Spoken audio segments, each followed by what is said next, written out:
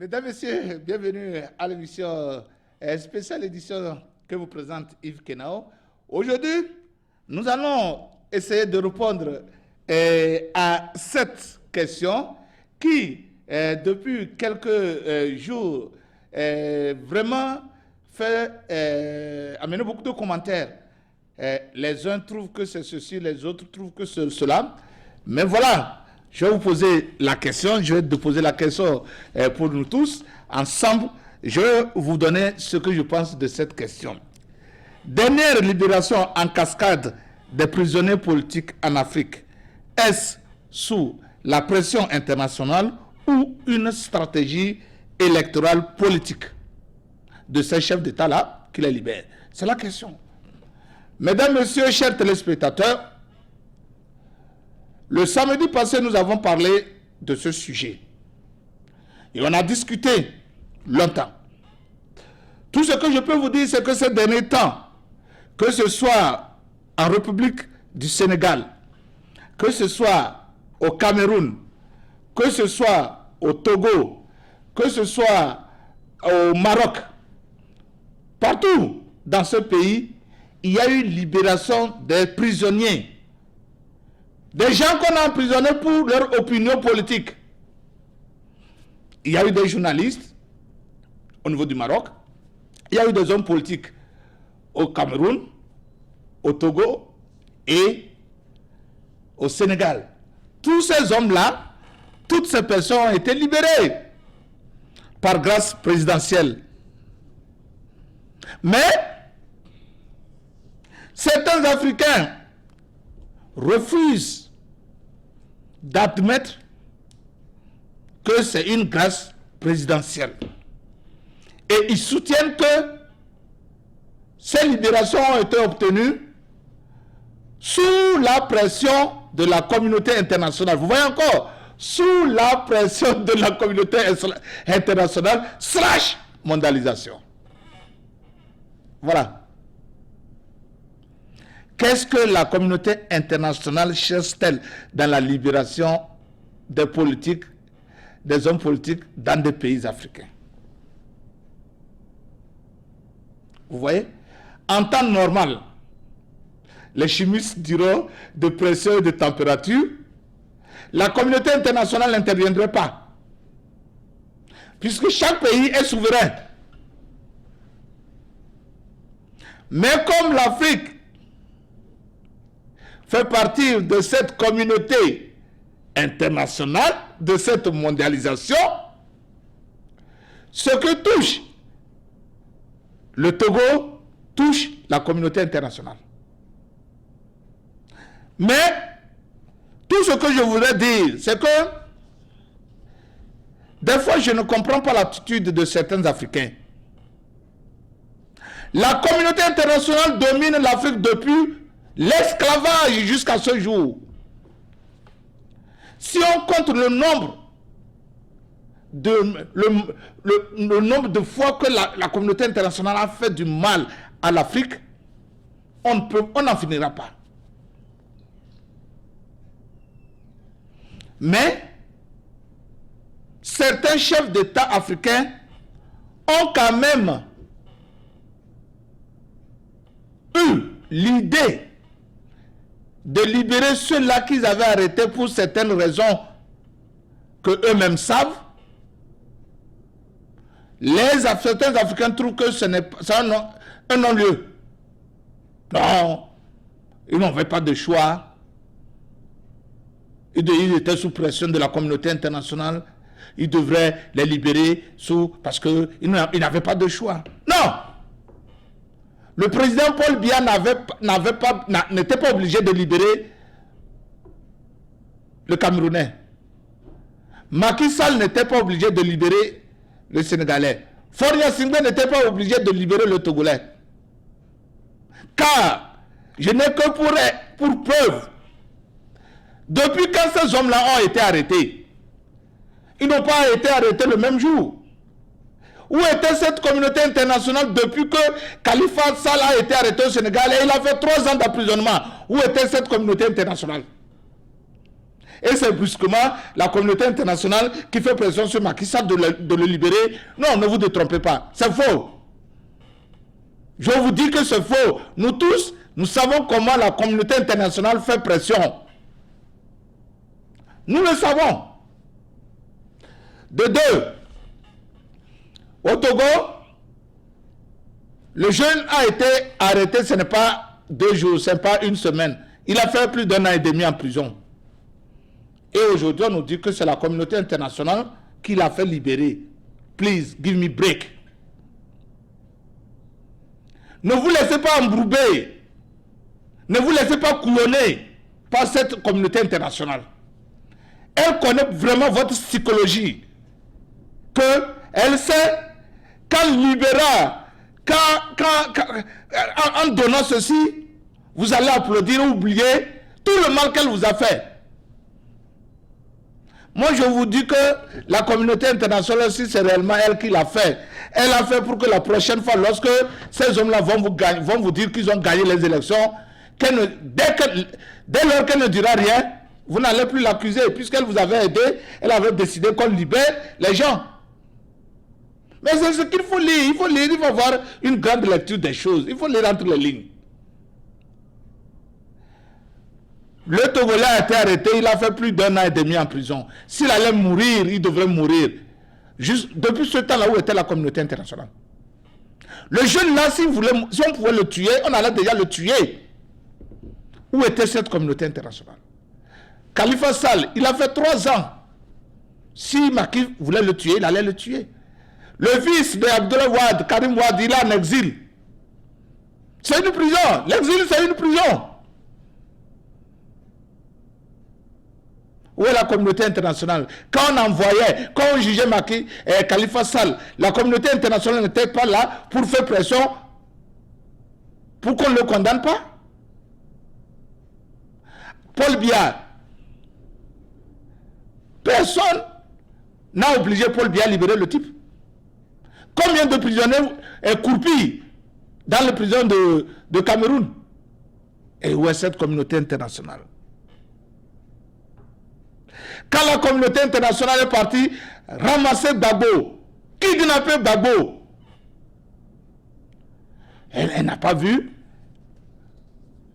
Pourquoi n'a-t-elle pas fait pression pour qu'on libère Gbagbo? Pourquoi la communauté internationale n'a-t-elle pas fait pression pour qu'on libère Gbagbo?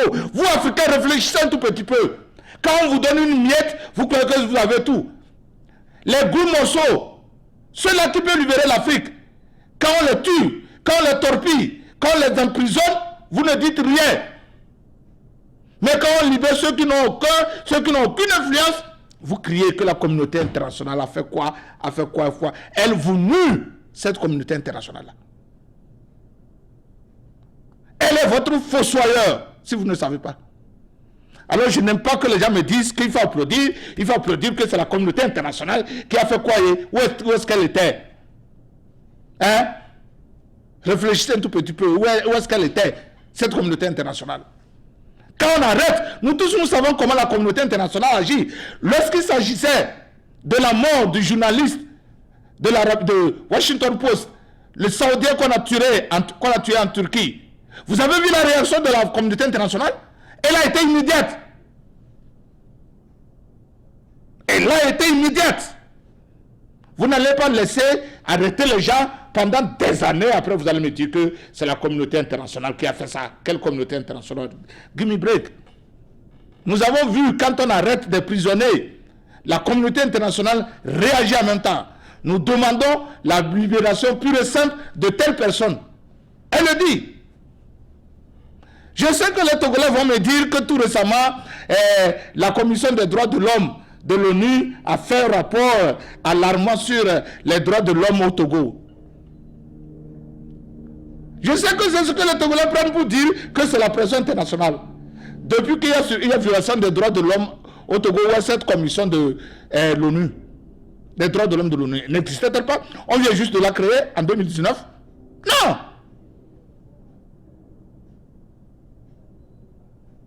N'oubliez pas que cette commission au Togo n'a fait plus de recommandations que sur la limitation des marches.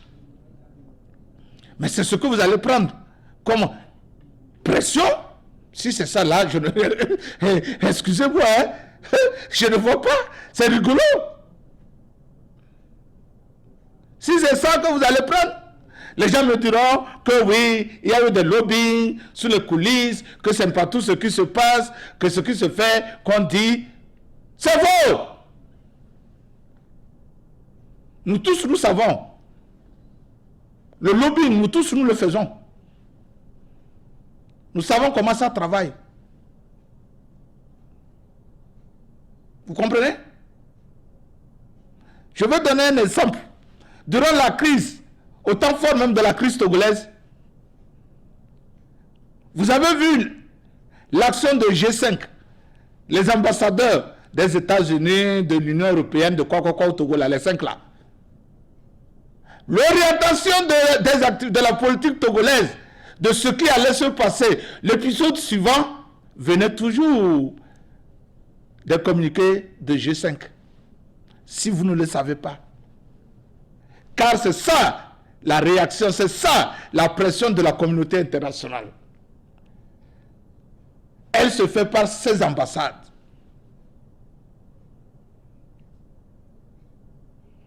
Toutes les étapes de la vie politique durant la crise, c'est le G5 au Togo qui l'a dessiné.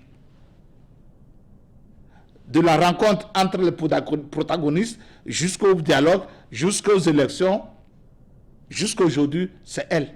C'est le G5. Voilà un exemple palpable de pression.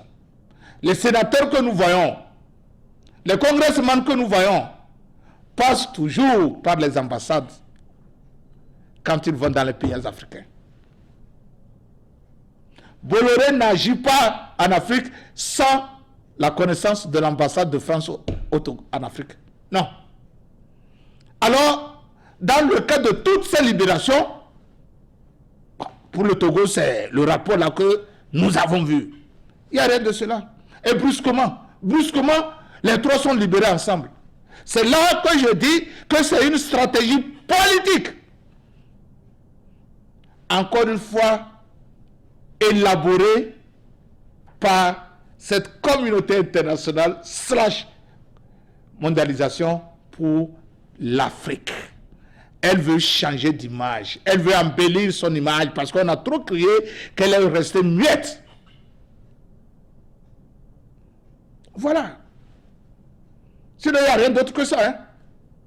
Il n'y a rien d'autre que ça. La communauté internationale s'en fiche de la libération de ces hommes-là. Non, ce n'est pas ça leur intérêt. Ça ne les préoccupe même pas. Ça ne les préoccupe même pas.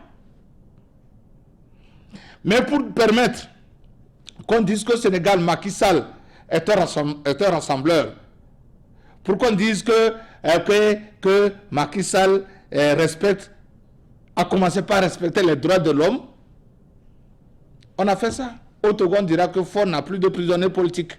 Pratiquement pas. Les plus connus sont libérés. On vous dira ça. Et du coup, Faure est devenu un homme bien vu au sein de la population comme la communauté internationale. Paul Biya vous dira, bon, nous on n'a plus de prisonniers politiques, vous pouvez venir vérifier vous-même, hein. Nous avons libéré tout le monde. C'est ça. Voilà l'enjeu. Sinon, la communauté internationale ne s'intéresse guère de ces individus-là. Pardon. Parce que ça fait 3 ans que Khalifa Sall a croupi dans les geôles du Sénégal, personne n'a broché. Le petit Sadi là du Togo. Vous voyez? C'est ça la politique réelle.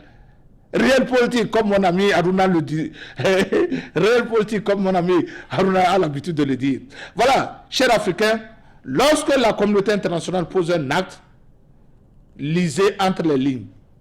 Tous les communiqués que la communauté internationale va sortir, lisez entre les lignes, vous allez comprendre.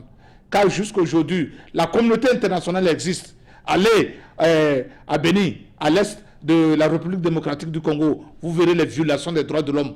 par les membres de cette même communauté internationale. Mais on n'a pas, on ne dit pas. Allez en République centrafricaine, vous allez en trouver. Allez partout en Afrique, vous allez en trouver des violations flagrantes des droits de l'homme, de la part de la communauté, de la dite communauté internationale, de la part de la mondialisation. Et ces crimes-là ne sont pas seulement des droits de l'homme, mais il y a des crimes économiques. Des crimes économiques contre l'Afrique. Des crimes culturels contre l'Afrique. Jusqu'à aujourd'hui, je ne parle pas du temps de l'esclavage. Vous comprenez? Tous les patrimoines en Afrique, qu'on dit patrimoine culturel et patrimoine UNESCO mondial, patrimoine mondial, vous croyez que c'est quoi? Vous croyez que c'est quoi? Le pillage systématique des richesses de l'Afrique, vous croyez que c'est quoi? Pourquoi la mondialisation oblige les pays africains à verser de l'argent au trésor public français? Pourquoi? Pourquoi la mondialisation oblige les pays africains à verser l'argent dans le compte du trésor français? Pourquoi? Si on était tous, s'il y avait libre circulation, on allait avoir notre propre argent, vendre notre propre matière première. Si ce n'est pas un crime économique contre l'humanité. On pille, on vole à ciel ouvert les pays africains. Et quand on pose un petit acte, c'est aux mêmes Africains de crier parce que ça fait comme si le président Faure Gnassingbé est diminué sous cette pression. Non, Faure Gnassingbé, ce sont ses amis, eux, ils mangent tous les jours. Ne croyez pas que c'est une pression, ils mangent tous les jours. Ils savent qu'il faut donner ceci, libère-le. Après, quand ils vont crier, on va se taire, ils ne feront rien. C'est ça. Moi, je dis ce que les autres disent bas. Moi, je dis toujours haut ce que les autres disent bas. Alors, je vous dis que cette dernière libération en cascade des hommes politiques en Afrique n'est nullement de la pression de la communauté internationale. C'est une stratégie politique. Merci beaucoup. C'était la spéciale édition que vous présentait Yves Kenao. Malik Sall à la réalisation. Je vous retrouve le mardi prochain pour un autre numéro. Jusque-là, portez-vous bien. Que Dieu Tout-Puissant vous bénisse.